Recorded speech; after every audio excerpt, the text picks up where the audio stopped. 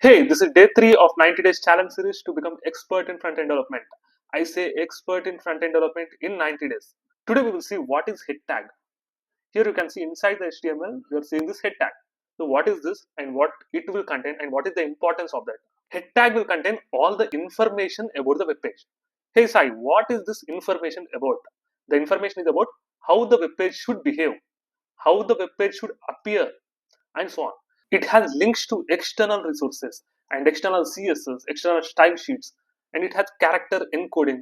It has some scripts which will load dynamically, and many more.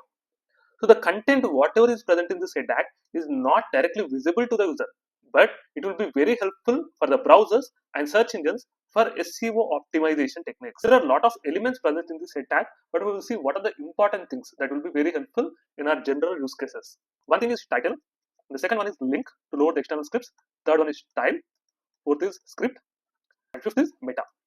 We will see all this one by one practically. I have opened Amazon website, which is our favorite website for practical explanation. So what we are discussing about, that is head tag.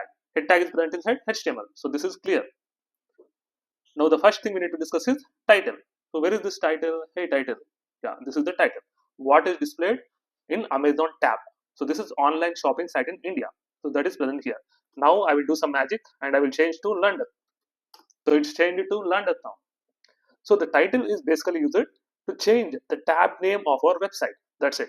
Now our second element is link. Hey Sai, what is this link? So this link is used to load or link the external style sheets or external CSS or icons or external fonts, anything.